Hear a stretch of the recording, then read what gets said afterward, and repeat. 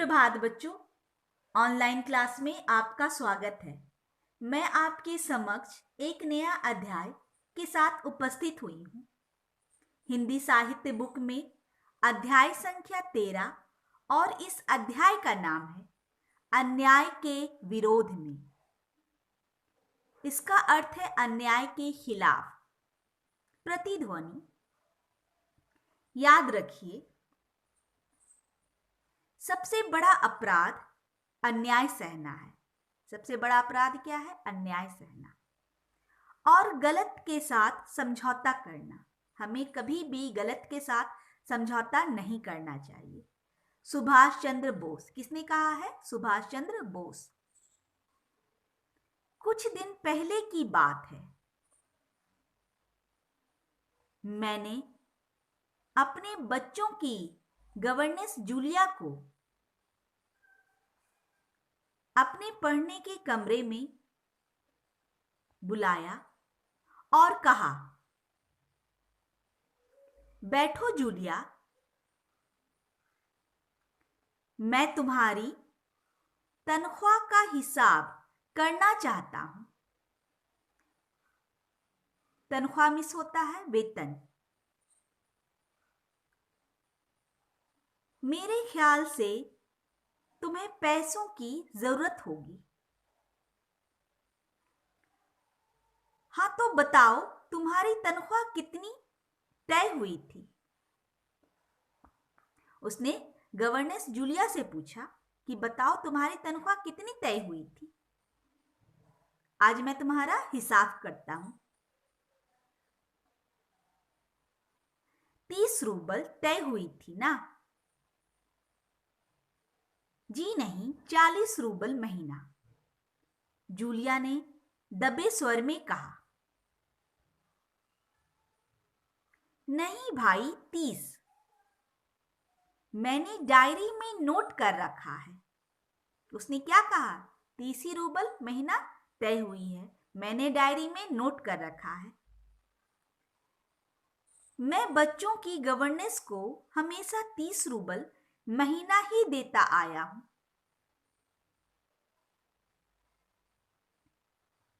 अच्छा, तो तुम्हें हमारे यहां काम करते हुए कितने दिन हुए? फिर उसने पूछा, ठीक है, तुम्हें यहां काम करते हुए कितने दिन हुए? 2 महीने ही ना? जूलिया ने कहा, जी नहीं, 2 महीने 5 दिन।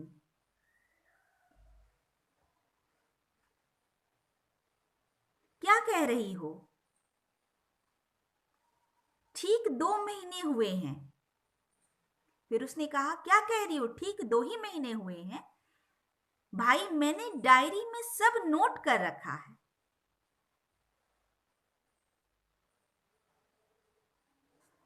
तो 2 महीने के बनते हैं 60 रूबल। लेकिन 60 रूबल तभी बनेंगे जब महीने में एक भी छुट्टी ना हुई हो। एक तो उसने 10 रूबल ऐसे ही कट कर दिया। अब उस पर से क्या कहा? सिर्फ 2 ही महीने हुए हैं और 2 महीने के 60 रूबल तभी मिलेंगे जब एक भी छुट्टी ना हुई हो। तुमने इतवार को छुट्टी मनाई है। कोलिया को सिर्फ घुमाने ले गई हो। इसके अलावा तुमने 3 छुट्टियां और ली है। जूलिया का चेहरा पीला पड़ गया। वह बार बार अपनी ड्रेस की सुकड़ने दूर करने लगी।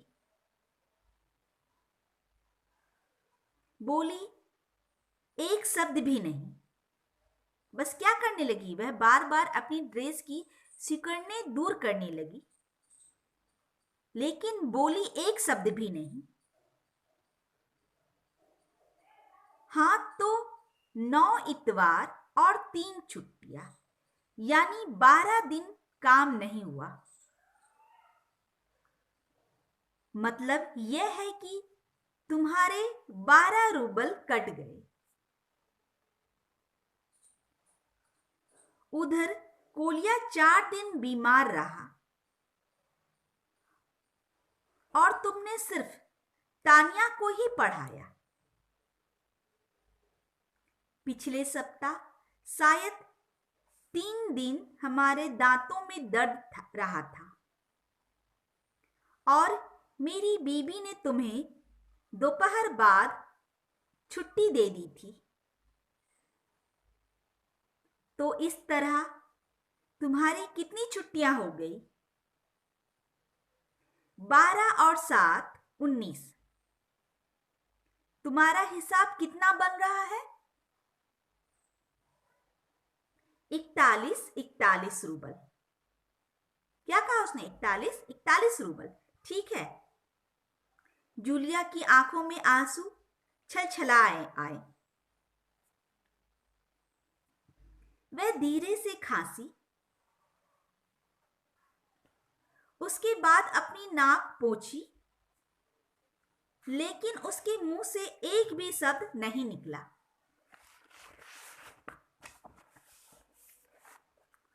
हाँ, एक बात तो मैं भूल गया था,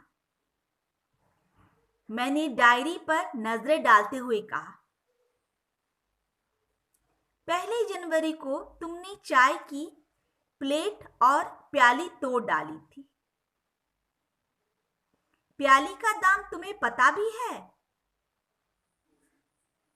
मेरी किस्मत में तो हमेशा नुकसान उठाना ही लिखा है। चलो, मैं उसके 2 रूबल ही काटूंगा।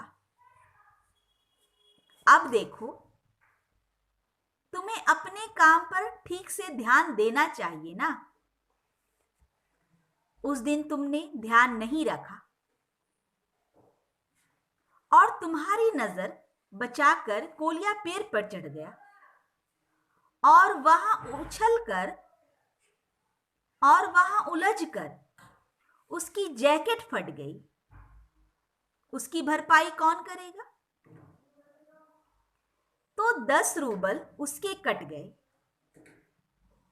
तुम्हारी इस लापरवाही के कारण। हमारी नौकरानी ने तानिया के नए जूते चुरा लिए। अब देखो भाई, तुम्हारा काम बच्चों की देखभाल करना है। इसी काम के तो तुम्हें पैसे मिलते हैं। तुम अपने काम में ढील दोगी तो पैसे तो काटने पड़ेंगे। मैं कोई गलत तो नहीं कह रहा हूं। क्या कहा उसने? मैं कोई गलत तो नहीं कह रहा हूं ना। तो जूतों के 5 रूबल और कट गए। और हाँ, 10 जनवरी को मैंने तुम्हें 10 रूबल दिए थे। जी नहीं, आपने मुझे कुछ नहीं दिया, जूलिया ने दबी जुबान में कहना चाहा। अरे, तो क्या मैं झूठ बोल रहा हूं? मैं डायरी में हर चीज नोट कर लेता हूं। तुम्हें यकीन ना हो तो दिखाऊं डायरी? जी नहीं, आप कह रहे हैं तो आपने दिए ही होंगे। दिए ही होंगे नहीं, दिए हैं, मैं कठोर स्वर में बोला। तो ठीक है, घटाओ 27। 41 में से बचे 14। क्यों, हिसाब ठीक है ना? उसकी आंखें आंसुओं से भर उठी। उसके शरीर पर पसीना छलछला आया। उसकी आवाज कांपने लगी। वह धीरे से बोली, मुझे अभी तक एक ही बार कुछ पैसे मिले थे और वे भी आपकी पत्नी ने दिए थे। सिर्फ 3 रूबल, ज्यादा नहीं। अच्छा, मैंने आश्चर्य के स्वर में पूछा, और इतनी बड़ी बात तुमने मुझे बताई भी नहीं? और ना ही तुम्हारी मालकिन ने मुझे बताई। देखो, हो जाता ना अनर्थ। खैर, मैं इसे भी डायरी में नोट कर लेता हूं। हाँ, तो 14 में से 3 और घटा दो। इस तरह तुम्हारे बचते हैं 11 रूबल। बोलो भाई, ये रही तुम्हारी तनख्वाह। ये 11 रूबल। देख लो, ठीक है ना? जूलिया ने कांपते हाथों से 11 रूबल ले लिया और अपनी जेब टटोल कर किसी तरह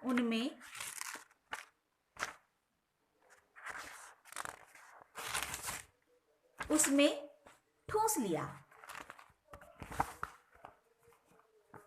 और धीरे से विनीत स्वर में बोली, जी धन्यवाद। मैं गुस्से से आग बबूला होने लगा। कमरे में टहलते हुए मैंने क्रोधित स्वर में उससे कहा,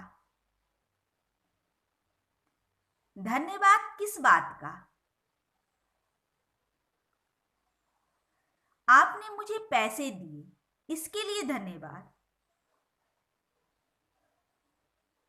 अब मुझसे नहीं रहा गया। मैंने ऊंचे स्वर में लगभग चिल्लाते हुए कहा, तुम मुझे धन्यवाद दे रही हो, जबकि तुम अच्छी तरह जानती हो कि मैंने तुम्हें ठग लिया है, तुम्हें धोखा दिया है, तुम्हारे पैसे हड़प कर तुम्हारे साथ अन्याय किया है। इसके बावजूद तुम मुझे धन्यवाद दे रही हो? जी हाँ, क्या ऐसा करना चाहिए जूलिया को? जूलिया क्या कर रही थी? अन्याय को सह रही थी और अन्याय सहना गलत बात है। जी हाँ, इससे पहले मैंने जहां जहां काम किया, उन लोगों ने तो मुझे 1 पैसे तक नहीं दिया। आप कम से कम कुछ तो दे रहे हैं। उसने मेरे क्रोध पर ठंडे पानी का छींटा मारते हुए कहा, उन लोगों ने तुम्हें 1 पैसा भी नहीं दिया। जूलिया, मुझे यह बात सुनकर तनिक भी अचरज नहीं हो रहा है। मैंने कहा। फिर स्वर धीमा करके मैं बोला, जूलिया, मुझे इस बात के लिए माफ कर देना कि मैंने तुम्हारे साथ एक छोटा सा क्रूर मजाक किया, पर मैं तुम्हें सबक सिखाना चाहता था। देखो जूलिया, मैं तुम्हारा 1 पैसा भी नहीं काटूंगा। देखो, ये तुम्हारे 80 रूबल रखे हैं। मैं अभी तुम्हें देता हूं, लेकिन उससे पहले मैं तुमसे कुछ पूछना चाहूंगा। जूलिया, क्या जरूरी है कि इंसान भला कहलाए जाने के लिए इतना दब्बू बन जाए कि उसके साथ जो अन्याय हो रहा है उसका विरोध तक ना करे? बस चुपचाप सारी ज्यादतियां सहता जाए? नहीं जूलिया, यह अच्छी बात नहीं है। इस तरह खामोश रहने से काम नहीं चलेगा। अपने आप को बनाए रखने के लिए तुम्हें इस संसार से लड़ना होगा। मत भूलो कि इस संसार में बिना अपनी बात कहे कुछ नहीं मिलता। जूलिया ने यह सब कुछ सुना और फिर चुपचाप चली गई। मैंने उसे जाते हुए देखा और सोचा, इस दुनिया में कमजोर लोगों को डरा लेना कितना आसान है। जीवन मूल्य। हमें चुपचाप सारी ज्यादतियां नहीं सहनी चाहिए, बल्कि अपने साथ हो रहे अन्याय का विरोध करना चाहिए। हमें ज्यादतियां नहीं सहनी चाहिए, हमें अन्याय का विरोध करना चाहिए। स्टूडेंट्स, आज का होमवर्क है अन्याय के विरोध में अच्छी तरीके से पढ़ने का अभ्यास करें। Thank you.